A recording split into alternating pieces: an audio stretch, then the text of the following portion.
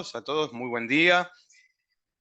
Bueno, en el afán de darles nuestra propuesta sobre comercio exterior en nuestra comisión, y en este caso unidos a la Comisión de Asuntos Impositivos, la idea es continuar mes a mes tratando determinados temas, y hoy nos toca tratar el tema de impuesto país, decreto 384 y comunicación 7999 de Banco Central de la República Argentina, y las ventajas del uso de zona franca, de zona franca La Plata, en este caso, que varios de ustedes también nos comentaron, bueno, ¿qué ventaja representa enviar mercaderías, importos y exportos a la zona franca? Para eso hemos convocado a dos expertos en estos temas. En el caso de Impuesto País, pues nuestra speaker es Karina Castellano, que va a disertar sobre el tema de Impuesto País. Karina es directora del Departamento Jurídico, Derecho Cambiario y Aduanero del ISICI Litvin y Asociados. Y por el lado de Zona Franca nos va a hablar Javier Ollé, que es gerente de operaciones de Grupo Celsa, Servicios de Logística, que es uno de los principales, si no el principal operador de Zona Franca La Plata. En este caso, bueno, vamos a comenzar con el bloque de Karina, hablando un poco del impuesto país, de lo que representa, según el ministro de Economía, si se aprueba la ley bases, se bajaría del 17,5 al 7,5, representa entre el cuarto y quinto ítem de recaudación, ¿no? Y a nivel de Estado. Pero bueno, para eso le damos paso a Karina para que, bueno, nos hable al respecto. Muy bienvenida, Karina, muchísimas gracias y adelante con la presentación. Hola, muy buenos días a todos. Ante todo, muchísimas gracias por el espacio, por la invitación. Gracias a vos, Marcelo, gracias a la Cámara y bueno, gracias a todos los que están compartiendo esta mañana gris con nosotros para escuchar un poquitito sobre estos temas de actualidad. Y me toca hablar algo un poquito áspero, que es el impuesto país, que está, como vos bien decías, en los titulares de los diarios y de los noticieros, porque tiene algo de controvertido este impuesto. Así que me voy a ayudar con una presentación a partir de la cual vamos a seguir algunos conceptos. Y díganme ustedes si se ve bien. ¿Está ok? ¿Se ve bien? ¿Sí? Sí, sí, se ve Bárbaro. perfecto. Bueno, entonces arrancamos. ¿Por qué decimos que es controvertido este impuesto? Porque ha sido creado, como algunos otros impuestos, en el marco de una emergencia. ¿Sí? El impuesto ha sido creado por la ley 27.541, allá por el año 2019, prepandemia, pero con un cambio de gobierno. Y esta norma, la ley 27.541, establece que el impuesto va a ser exigible por el término de 5 periodos fiscales. Es decir, que este impuesto podría seguir siendo aplicado hasta el 23 de diciembre de 2024, no hasta el 31, porque hay un temita ahí con la redacción de la norma. La norma dice que el impuesto va a ser exigible por 5 periodos fiscales a partir de la vigencia de la ley, y la ley entró en vigencia el 23 de diciembre de 2019. Entonces ahí hay una pequeñita disquisición respecto del 31 de diciembre y el 23 de diciembre. Pero la verdad es que estamos haciendo un poco de futurología. ¿Por qué decimos esto? Porque este impuesto, como vos bien adelantaste, Marcelo, es un impuesto que viene siendo, está en el top one, te diría, de los impuestos que mayor creció en materia de recaudación. ¿Sí? La recaudación, si tomamos lo que es enero-abril 2024, de este impuesto ha sido de 2.250 millones de pesos, y si a eso le sumamos ya los números de mayo, que son 563.000 millones de pesos, tenemos algo así como casi 3.000 millones de pesos de impuesto país. Si vamos al ranking de impuestos de AFIP, de recaudación a nivel nacional, nos encontramos con el IVA, con ganancias, con los tributos de comercio exterior, derechos de IMPO y de EXPO, débitos y créditos, otro impuesto que nace en el marco de la emergencia y que ya lleva más de 20 años, y el impuesto país. Con lo cual, nos quedan algunas dudas sobre si este impuesto país va a estar solamente por estos 5 años o por ahí un poquito más. ¿Por qué tuvo este crecimiento del 1200% este impuesto en términos anuales en materia de recaudación? Según expone la FIP, la propia FIP, las razones son las siguientes. La ampliación de la base imponible, es decir, hay más operaciones alcanzadas por el impuesto, el aumento de alícuotas y el incremento del tipo de cambio. Es decir, si queremos reducir impuestos en la Argentina, justamente estos dos primeros conceptos de ampliación de la base imponible y del aumento de las alícuotas va un poco de contramano. Ahora bien, un dato relevante es el incremento del tipo de cambio. ¿Por qué? Porque el impuesto país, y esto sí es importante resaltarlo, el impuesto país es un impuesto que se aplica sobre la operación de cambio. Se aplica sobre transacciones que involucren una operación de cambio. Entonces, y lo dice el decreto reglamentario de la ley, entonces esto es importante considerarlo, sobre todo para evitar confusiones en materia de, che, me aplicaron el impuesto país sobre la IMPO y la IMPO cómo queda. Recordemos siempre esto, es sobre la operación de cambio. Y es un instrumento que cumple varias funciones. Uno podría decir, la primera es equiparar el tipo de cambio oficial con el tipo de cambio libre. Y bien podrían decir, bueno, si hay convergencia en los tipos de cambio, ¿sería necesario este impuesto? Tal vez no, pero para que haya convergencia en el tipo de cambio, el mercado de cambios de la Argentina debería tener la suficiente robustez como para poder seguir abasteciendo a la economía, al sector privado, al sector público de divisas y no tener este desdoblamiento. Entonces, en la medida que exista desdoblamiento porque las divisas son insuficientes, tenemos el indicio de que este impuesto lo van a seguir aplicando. Por otro lado, este impuesto tiene una función también de política monetaria. ¿Por qué? Porque como hay una necesidad de reducir la inflación y lo que se ha dicho o lo que ha dicho el gobierno en materia del tipo de cambio es que la devaluación va a ser del tipo de cambio oficial del orden del 2% mensual, esto nos lleva a pensar que hay necesidades, por supuesto, de controlar la inflación y de secar o de retirar pesos de la circulantes, ¿no? De la masa de circulantes. Entonces, el instrumento tributario del impuesto país cumple también esta función. Por un lado, se controla la inflación, no se devalúa tanto el tipo de cambio oficial y por el otro lado, paralelamente, estamos retirando pesos de la plaza. ¿Por qué? Porque si tuviéramos un tipo de cambio libre, no habría esta función regulatoria de los pesos en el mercado.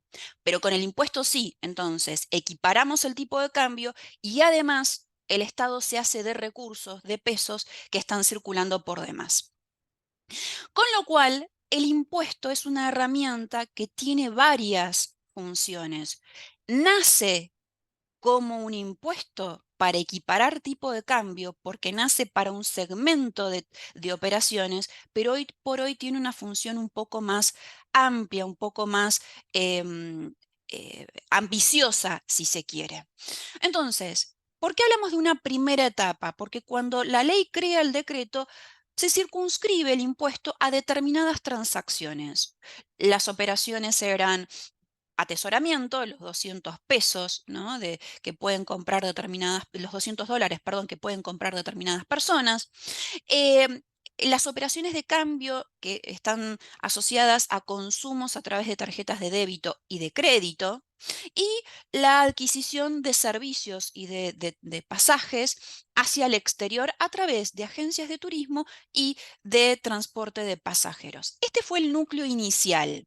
Pero como la ley en su artículo 41 establece la posibilidad de que el Poder Ejecutivo genere nuevas operaciones, establezca nuevas operaciones alcanzadas por el impuesto país, vamos viendo que el impuesto país se hace un poquito más grande, es como un Pac-Man, va ocupando distintos espacios de estas operaciones de cambio.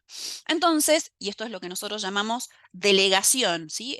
Hay una delegación legislativa por parte del Congreso hacia el Poder Ejecutivo, donde el Poder Ejecutivo no solo tiene esta facultad de generar nuevos hechos imponibles para el impuesto país, sino también de modificar las alícuotas en función de las necesidades, siempre con un tope máximo que está puesto en la ley, que es una alícuota del 30%. La segunda etapa abarcó a servicios y importación de mercaderías, ¿sí? Salvo algunas posiciones arancelarias que están exceptuadas. Al principio la regla era al revés, eran solo bienes suntuarios, importación de solos bienes suntuarios, y hoy por hoy el régimen es, el principio general es todo el universo salvo algunas excepciones. Y por último, como tercera etapa, nos encontramos con que el impuesto país se aplica sobre la suscripción de BOPREAL.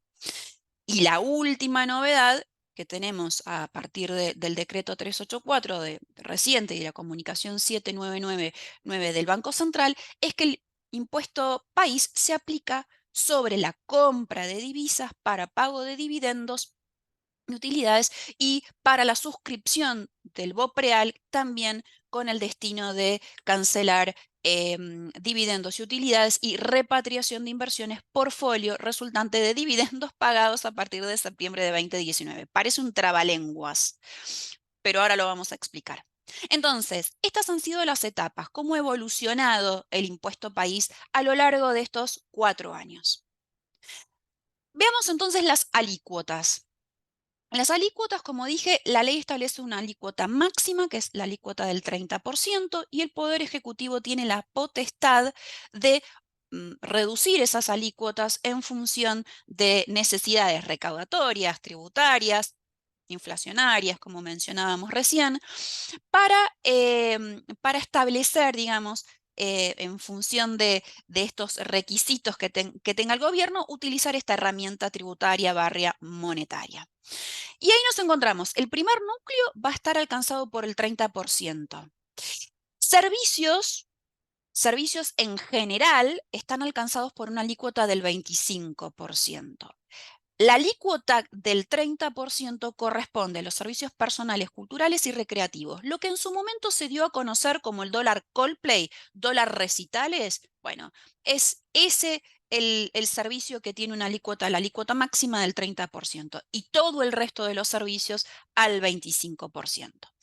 Servicios digitales tiene una alícuota del 8%. Servicios digitales son aquellos que están prestados por sujetos no residentes, sujetos del exterior, y que se brindan a través de herramientas informáticas, básicamente a través del recurso de Internet. Estos servicios digitales presentan la característica de que muchas veces se pagan con tarjeta de crédito, entonces el pago y el impuesto está a través de la liquidación de la tarjeta de crédito o a través de figuras mandatarias que tienen en la Argentina la función de recaudación del precio del servicio, y luego esas compañías lo que hacen es girar las divisas al exterior para cancelar el servicio. En materia de fletes, que siguen siendo servicios, pero los fletes y transportes relacionados con importación de bienes, la alícuota es del 17,5, la misma que le está aplicando a la importación de bienes. Como les decía hace unos segundos, hay algunas NSMs exceptuadas, ¿sí? Están los listados previstos por resolución, y básicamente son, bueno, libros, alimentos, medicamentos, productos de salud, productos de energía. Ahí hay que hacer un trámite ante la Secretaría de Energía para gozar de la excepción. Y recientemente se ha incorporado los insumos que ingresan a zona franca, que van a formar parte de un proceso productivo para exportación. Entonces son insumos que se importan temporariamente o bajo el régimen conceptual temporario de zona franca, pero que la compañía importadora debe pagar un precio por ello, y por eso podría estar alcanzado por el impuesto país, pero expresamente bajo estas resoluciones ha sido exceptuado. La importación de artículos suntuarios, nuevamente con la máxima alícuota, y el 17,5 se aplica para la suscripción de BOPREAL para el pago de importaciones, la suscripción del BOPREAL para pago de dividendos e inversiones indirectas. Y ahora me voy a detener sobre estos dos conceptos. El BOPREAL es un instrumento, es un bono emitido por el Banco Central y es una promesa de pago. Es una promesa de pago que asume el Banco Central. Por eso, el BOPREAL es equivalente a una operación de cambio y por eso tiene sentido que el BOPREAL esté alcanzado por el impuesto país.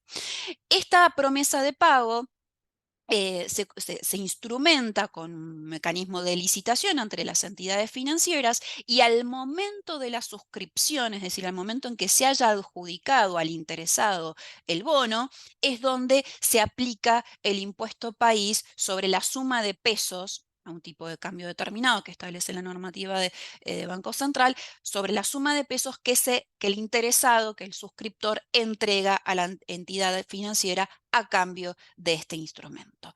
Lo mismo para el pago de dividendos e inversiones indirectas. Como el BOPREAL es equivalente a una operación de cambio, sustituye el pago o la transferencia de divisas para pagar dividendos y para pagar inversiones indirectas, y es allí, al momento de la suscripción, donde se aplica el impuesto.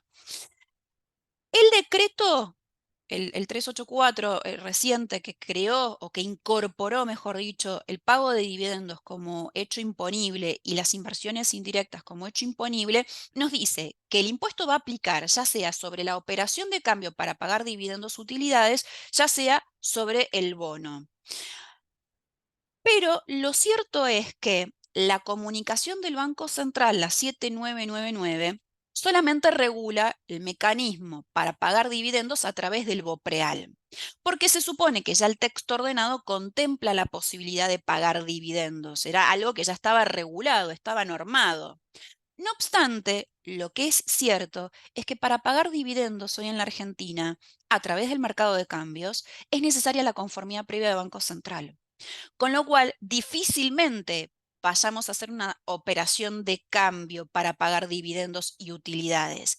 Lo que va a ocurrir en la práctica es que se va a pagar a través del BOPREAL.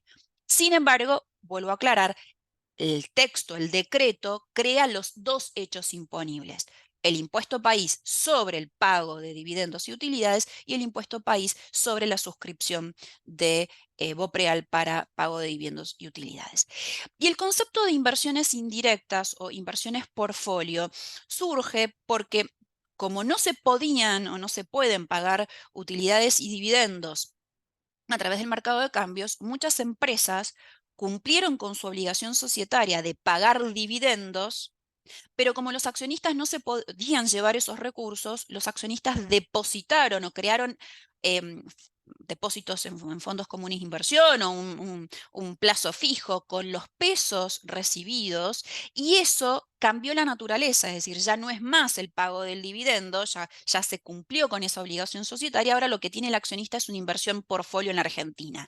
Lo que la normativa contempla es la posibilidad de que el accionista se lleve esa inversión portfolio a través del mecanismo del BOPREAL, momento en el cual, cuando suscriba, va a estar pasible de pagar el impuesto país. Entonces, estas son las dos novedades normativas en materia de impuesto país sobre estas dos transacciones cambiarias puntuales.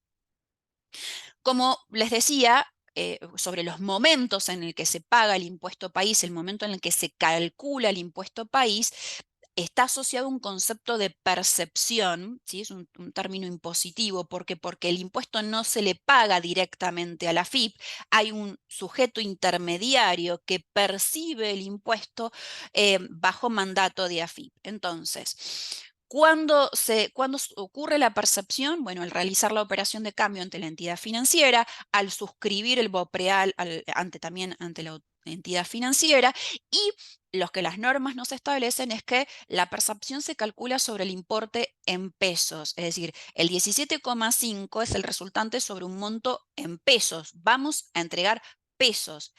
Y esto va a generar un poquitito de confusión sobre el pago a cuenta en materia de importaciones.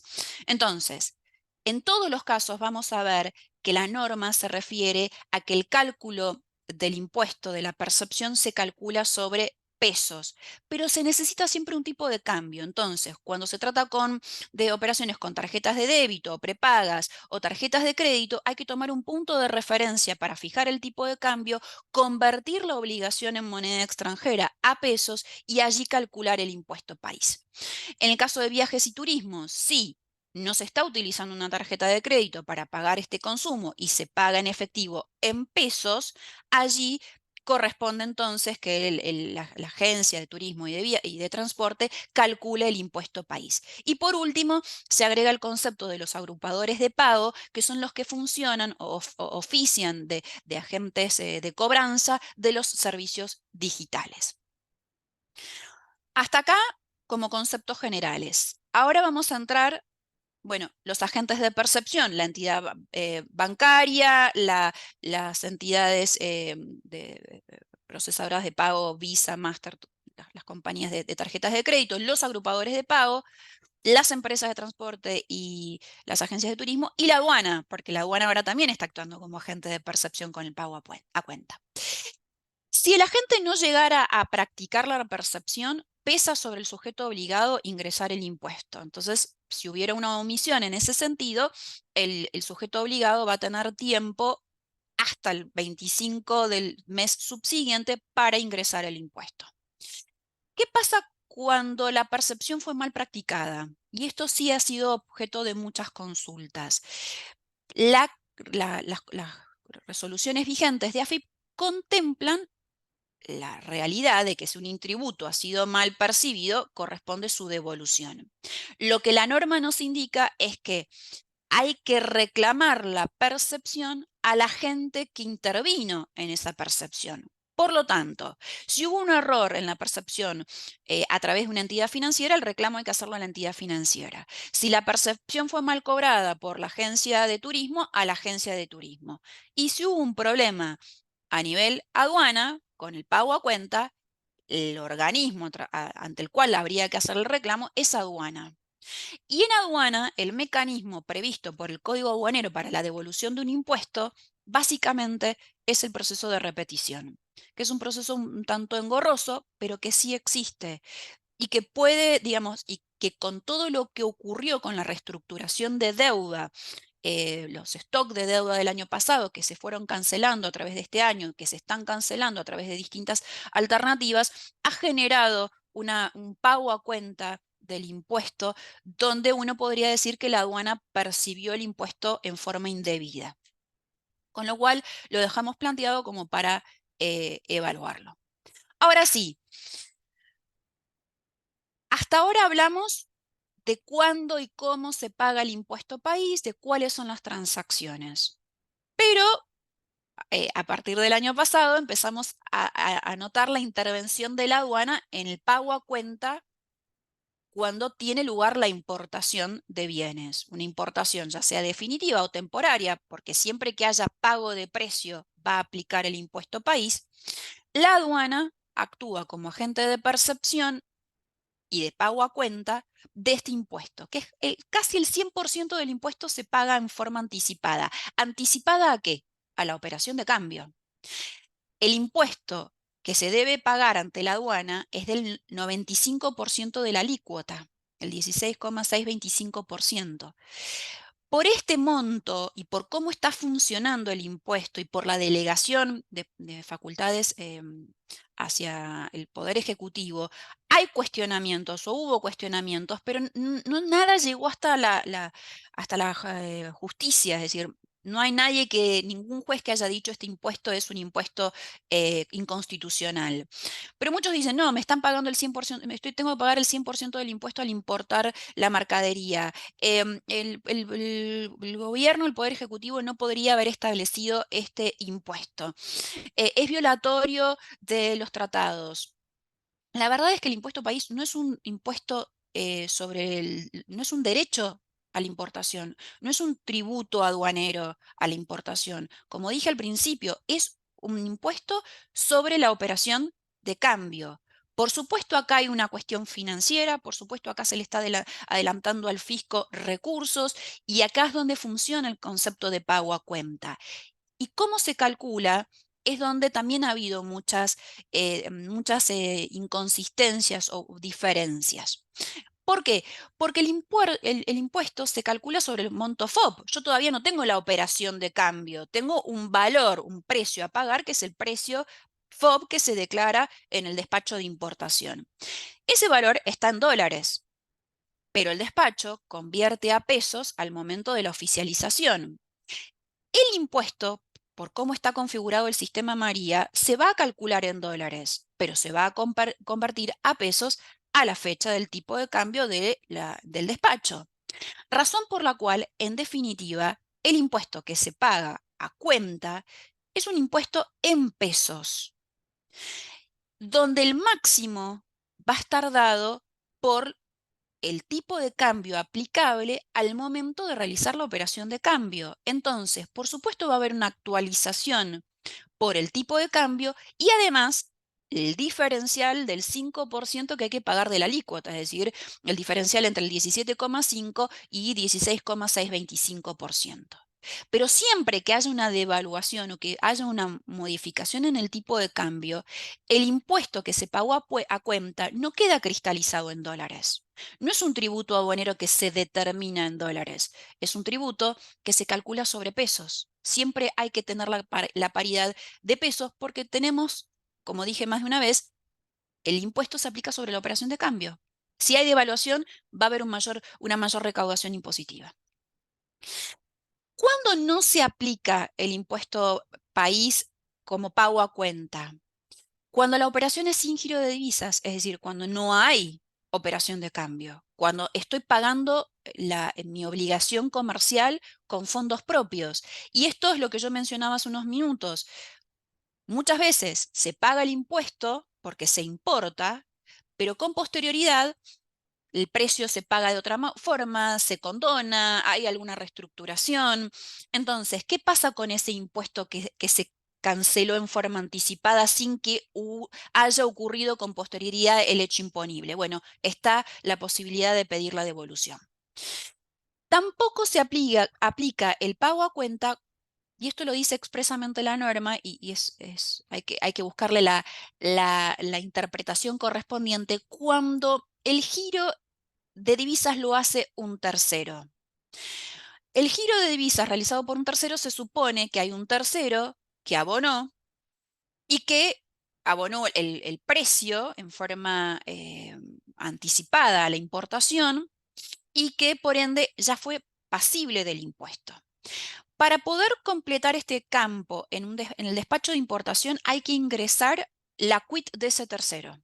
Con lo cual, este supuesto nos está haciendo, hace referencia necesariamente a alguien que es un sujeto residente en el mercado de cambios. No obstante, esto es un tema del sistema informático Malvina. No obstante, la norma no hace disquisiciones sobre si el tercero está en la Argentina o en el exterior. Pero bueno, cómo está funcionando el sistema nos fuerza a considerar que el pago de ese tercero es de un sujeto local y por ende el impuesto ya en parte fue abonado. También la norma contempla que si hubo un pago anticipado, ese pago anticipado del precio se declare a los efectos de reducir, ¿sí?, la base imponible del FOB y calcular el pago a cuenta solamente sobre el diferencial. En este caso, Tampoco se dice si el pago anticipado ha sido desde el mercado de cambios o ha sido hecho a través de un esquema financiero o con recursos propios en el exterior, pero lo que sí es cierto es que si hay un pago anticipado, uno puede declararlo en el despacho de importación y eso reduce el monto del pago a cuenta. No se aplica cuando se trata de operaciones courier. Y por último, el pago a cuenta se imputa, ¿sí?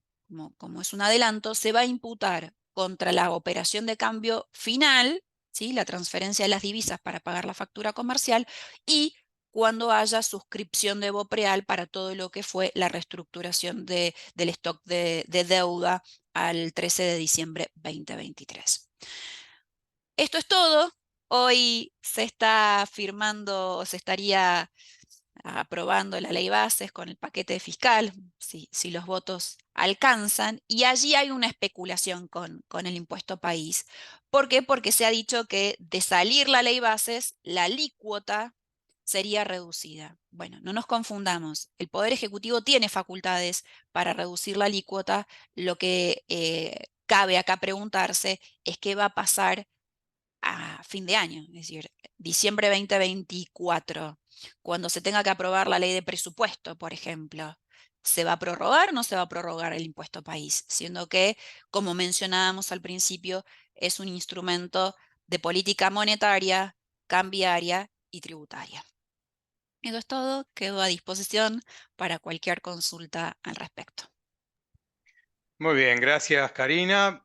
Ahí como indicó Sergio, luego de la exposición de Javier vamos a ir con el bloque de preguntas. Así que bueno, ahora Marcelo, vamos, sí. Marcelo, perdón, Miguel Giorgio, que es de la Comisión de Impuestos, levantó la mano Ah, para bueno, un comentario. entonces, ¿querés hacer ahora preguntas? Sí, si te parece, le dejamos para Bueno, a no ver, dividir adelante, el Miguel. tema. Hola, ¿qué tal? Buen día. Bueno, muy buena la exposición, Karina. Muchas gracias. No, Solo muchas una gracias. consulta respecto a la constitucionalidad de este impuesto, a ver si es que lo analizaron, lo estuvieron viendo, porque vos bien mencionaste que el artículo 41 le da potestades, le delega potestades al Poder Ejecutivo, pero el artículo 1 de la 27.541, que establece este mismo impuesto, dice que todas las facultades delegadas al Poder Ejecutivo en esta ley caducarán el 31 de diciembre de 2020. Y yo no he encontrado ninguna ley que extienda ese periodo. Entonces, la incorporación de otros hechos imponibles, que sí es una facultad delegada en el 41, habría expirado el 31 de diciembre de 2020. Bueno, Eh, eso es una discusión sobre la constitucionalidad o no del tributo, sobre el pago a cuenta, sobre un pago a cuenta de casi el 100% del tributo. Es una discusión que en términos legales se viene dando. No obstante ello, hasta el momento no hay ningún fallo que haya determinado su inconstitucionalidad. Por eso la herramienta se sigue aplicando, o sea, estamos hablando de cuestiones pragmáticas. La herramienta se sigue aplicando y sigue siendo funcional a la política del gobierno. Entiendo el punto. Entiendo que es una discusión que a nivel legal se está llevando, inclusive se habló de que este es un tributo que al grabar las importaciones no podría ser, estarían Afectando el comercio internacional. afectando el comercio internacional, pero lo cierto es que el momento en el que se percibe es con la importación, pero lo que en definitiva grava es la operación de cambio, que, a ver, el mercado, salvo que logremos hacernos de recursos a través de un mercado de capitales, por ejemplo, va a ocurrir esa operación de cambio. Em, es un tema legal que se puede discutir ampliamente, pero insisto, no ¿Conoces a alguien tenemos, que esté discutiéndolo, más allá de que no hay fallos al momento? no encontré a nadie. Tendría que buscar creo que hubo algún que otro fallo a favor inclusive del impuesto país, donde se quiso cuestionar su legalidad y los jueces no quisieron entrar en cuestiones ríspidas, de modo que sí, es un debate que existe a nivel legal, pero a nivel pragmático el impuesto sigue bastante activo. Bueno, gracias. Muy bien, vamos a seguir con el orden como habíamos establecido. Entonces ahora le damos paso, gracias Miguel, por la participación de la Comisión de Impuestos. En este caso, bueno, le damos paso ahora al segundo bloque de la charla prevista para hoy, que es sobre ventajas para el uso de zona franca, que va a estar a cargo de Javier Ollé, que es gerente de operaciones de Grupo Celsa. Y como puso Sergio en el chat, los invitamos para que vayan haciendo las preguntas para abordarlas en el panel final de preguntas y respuestas sobre ambos temas. Así que bueno, bienvenido Javier, bienvenido Grupo Celsa para que pueda exponer sobre las ventajas del uso de zona franca. Gracias, Marcelo. Buen día a todos los presentes. Gracias por la participación y Karina, excelente la exposición que hiciste. Muy clara, muy clara. Ya ponela. Vamos a poner unas filminas como para poder ir explicando un poco qué es una zona franca y cómo funciona una zona franca. En principio, decirles que las zonas francas en la Argentina, por ley, están destinadas a existir a razón de una zona franca por provincia, excepto en la provincia de Buenos Aires, que hay dos. La nuestra, la de La Plata, es una de ellas, la otra está en Bahía Blanca. La zona franca de La Plata data desde el año 96, ya tiene unos cuantos años. Tiene todo lo que tiene que ver con su norma de aplicación dictada, pero no está desarrollada totalmente en cuanto a las virtudes que podría tener como una zona franca, por ejemplo, en Uruguay o en cualquier otro país, en Brasil, por ejemplo. La zona franca de La Plata básicamente es apta para todo lo que implique importaciones o el traslado de cargas para ser importadas, y que luego, cuando decide el importador destinarlas o qué hacer con esa carga, a partir de ahí es como un puente, como una previa a qué finalmente se va a hacer en cuanto a la destinación. Zona Franca, La Plata está situada a 70 kilómetros aproximadamente de la ciudad de Buenos Aires. Es 1 hora y media aproximadamente de camión. Si lo comparamos con, por ejemplo, zona norte, la distancia es tentativamente igual a los depósitos fiscales que hay en zona norte, tanto en Pacheco como en Pilar y demás, con el beneficio, entre comillas, que para ir a zona franca el puerto se encuentra más cercano a la autopista Buenos Aires-La Plata, que lo que implica ir a zona norte, que tiene que atravesar la ciudad de Buenos Aires. Zona franca La Plata tiene un régimen de aduana suspensiva. ¿Qué quiere decir esto? A comparación de un depósito fiscal. Una aduana suspensiva implica que cuando una carga destinada a la zona franca y que luego por A, B o C decisiones del importador vaya a ser nacionalizada, al ingresar a zona franca, todos los plazos aduaneros y fiscales se suspenden. Y se suspenden, nosotros decimos ilimitadamente, pero realmente es 5 años prorrogables. Nadie va a estar 5 años en una zona franca. Sería una ruina para el importador. Pero bueno, eso es lo que dice la norma. 5 años prorrogables. Estos 5 años lo que hacen es frenar, como pone ahí el texto, los plazos para el pago de derechos y gravámenes, y la permanencia no tiene límite, como sí puede ser, por ejemplo, en un depósito fiscal, donde la permanencia es de 90 días, prorrogables en algunos casos por otros 90. La ventaja que tiene una aduana suspensiva es que el importador ingresa y está, entre comillas, tranquilo, que tiene tiempo para tomar decisiones, tiene tiempo para armar su stock, tiene tiempo para armar sus ventas, Y inclusive puede hacer egresos parciales de zona franca, eso lo veremos más adelante, de la carga que ingresó. O sea, no como cuando se ingresa una carga en un depósito fiscal, ingresa y egresa lo que en su momento fue declarado, sino que aquí uno puede parcelizar los egresos. Comparémoslo, por ejemplo, con un depósito fiscal, en este cuadrito. Como verán, al principio, plazo máximo de permanencia es ilimitado en zona franca y ahí sí consta en el fiscal 90 días y prorrogables por otros 90 en el caso de que el importador lo solicite y en muchos casos es otorgado por las autoridades. Desde zona franca, ventas al exterior se pueden hacer. ¿Por qué? Porque zona franca no se considera territorio argentino, se considera territorio extraaduanero. Por tanto, la legislación permite al importador, si así lo desea, reexportar o vender a terceros países cargas que en su momento ingresó en zona franca. Tenemos múltiples ejemplos de empresas pequeñas y grandes que utilizan esta práctica. Es muy cómodo y sobre todo muy ventajoso.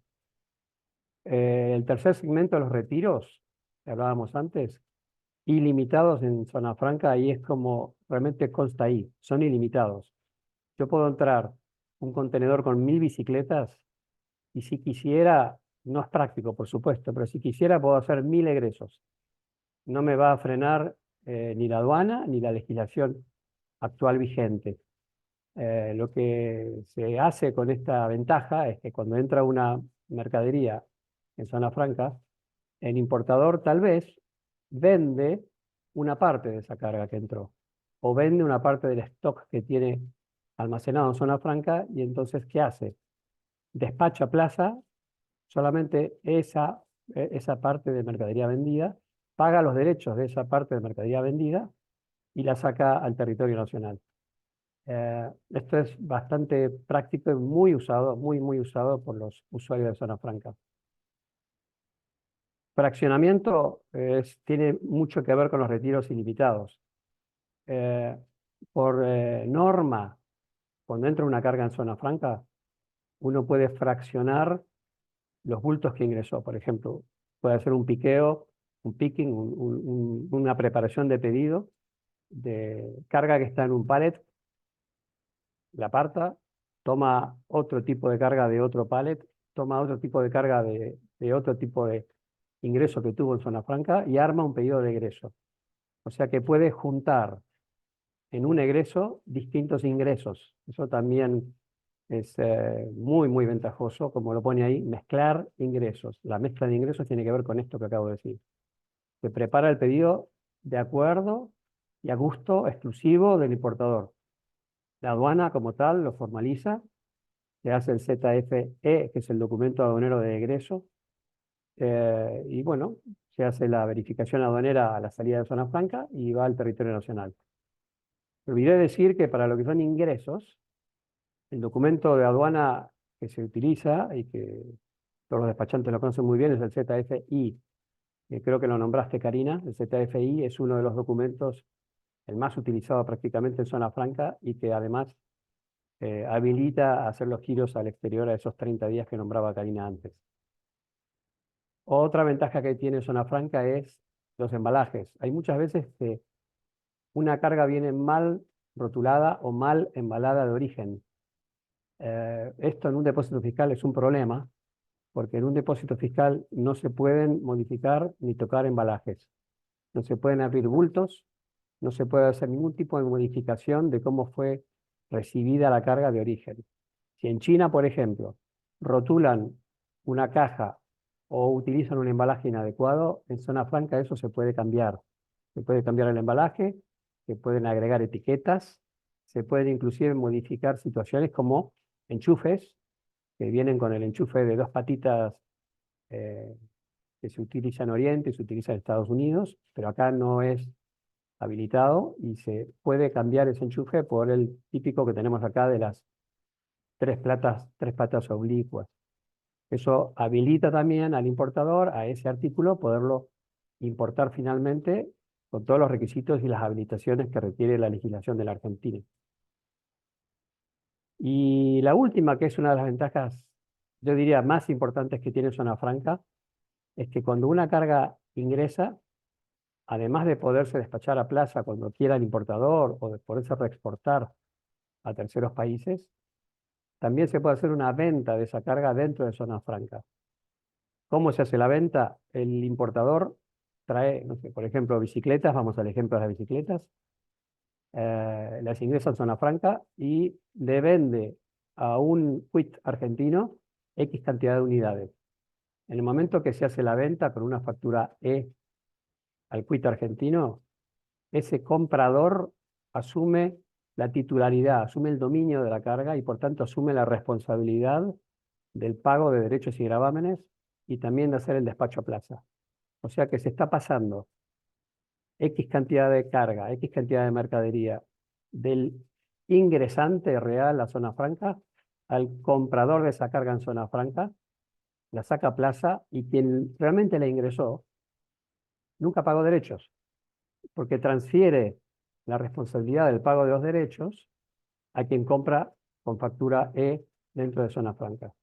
Eso es muy usado también, más que nada porque el importador con eso te saca la mochila de tener que pagar derechos, te saca la mochila y la responsabilidad también del despacho de aduana plaza y hace la venta a su cliente dentro de, en este caso, Zona Franca. El cliente que compra no necesita estar registrado en Zona Franca, necesita ser usuario de Zona Franca. Sí necesita ser usuario de Zona Franca el que ingresa la carga, o sea, el importador 1, el primero, pero el que compra no necesita ser usuario de Zona Franca con una sola condición: que haga la compra y haga el egreso de Zona Franca dentro de los 30 días calendarios a haberse registrado la operación en el SIM. Nada más que esa condición. Igual el alta en Zona Franca no es algo muy complicado. Actualmente se utiliza este sistema que se pone ahí, el CEDI.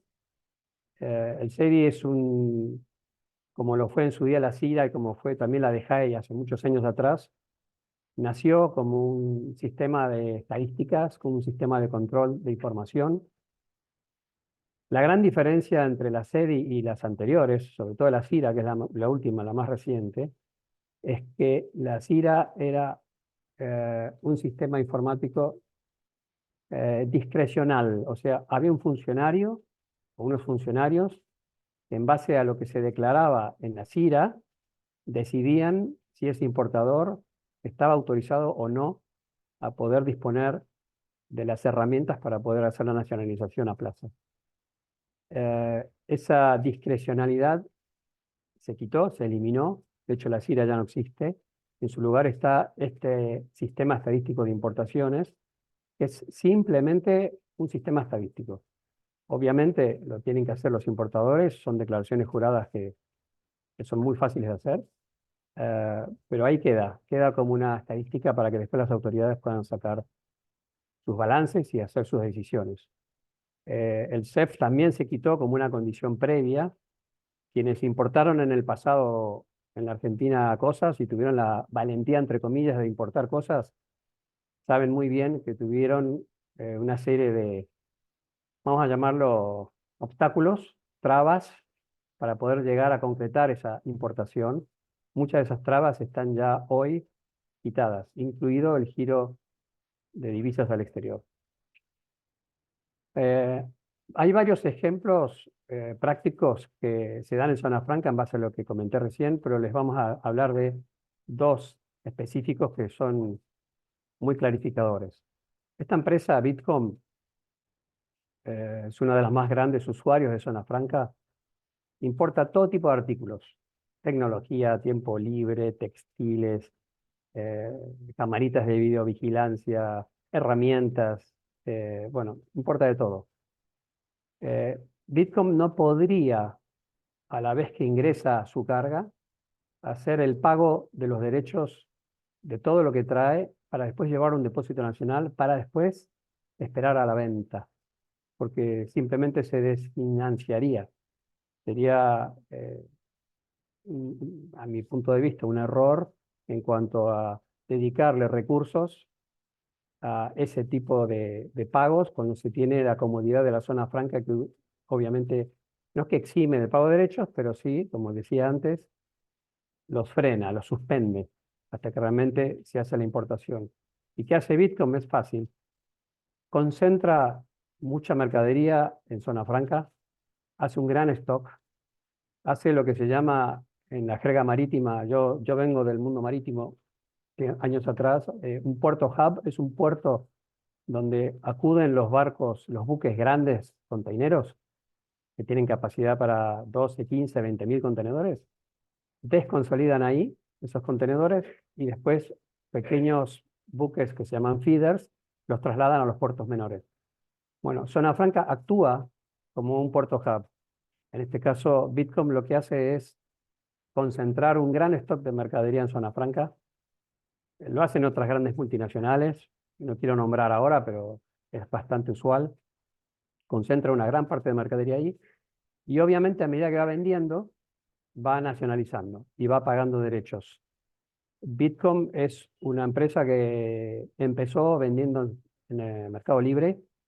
Bueno, ya tiene obviamente sus propios canales de venta y es muy activo en cuanto a este tipo de operatorias. Las concentraciones de stocks en sitios hub se suelen dar en todas las zonas francas del mundo, justamente para aprovechar la ventaja de la suspensión de las obligaciones de pagos de derechos gravámenes y sobre todo de la obligación de tener que nacionalizar en un tiempo limitado como la aduana obliga en zonas primarias, por ejemplo, en el impuesto fiscal. Otro ejemplo de qué se puede hacer en zona franca lo está haciendo esta empresa, Adnice.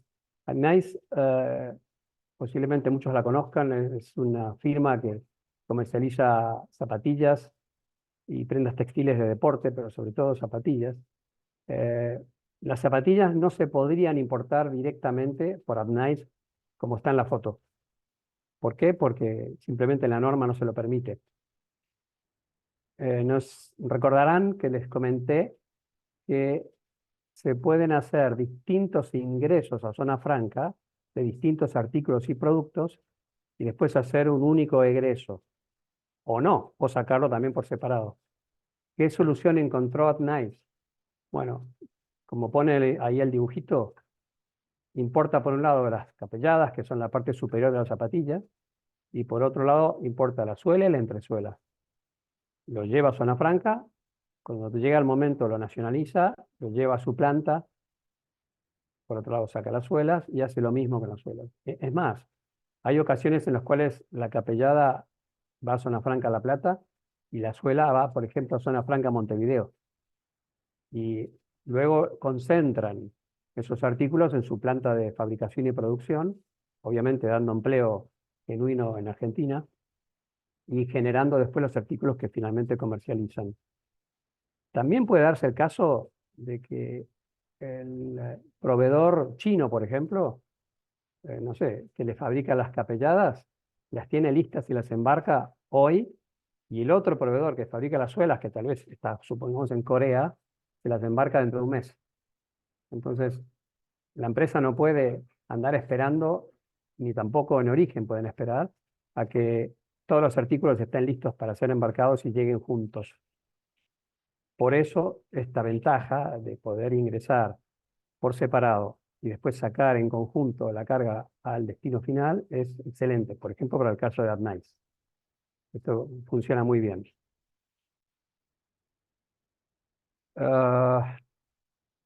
Luego les hago un poco de promoción de Celsa. Celsa dispone de varias áreas de negocios, tiene distintos depósitos en distintas localidades y ubicaciones. Zona franca, la de la izquierda, es la que comentamos recién, se encuentra en La Plata, obviamente, a 70 kilómetros. Depósitos fiscales tenemos varios, tenemos en La Boca, tenemos en Don Torcuato, tenemos en San Fernando. Los depósitos fiscales tienen un régimen distinto, como nombramos antes. Los fiscales básicamente son para empresas que saben que van a ingresar, verificar por la aduana y sacar a plaza en pocos días. Y suelen ser cargas más chicas que lo que va a zona franca, aunque hay de todo. Básicamente en zona franca también hay pymes, hay innumerable cantidad de pymes, Pero en un depósito fiscal, básicamente la gente entra y sale rápidamente. Recuerden que no se pueden modificar embalajes, ni se puede modificar medio de transporte. O sea, en este caso, no se puede usar un contenedor de importación para hacer después el transporte. Hay que desconsolidar, verificar por la aduana y después cargar en un camión e ir al destino final. Previa nacionalización, por supuesto.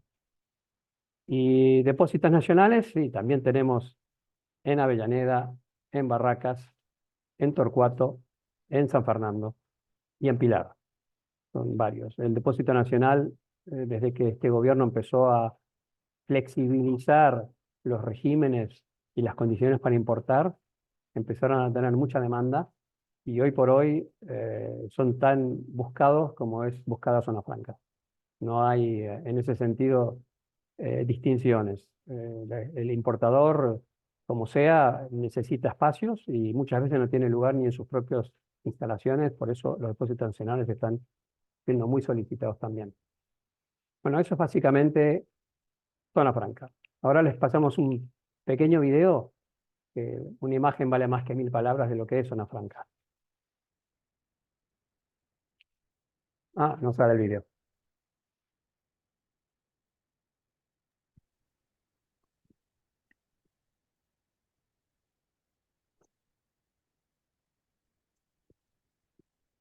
Bueno, lo que podemos hacer, si no podemos ponerlo, es compartir Pasamos al solo bloque de después. preguntas, si les parece.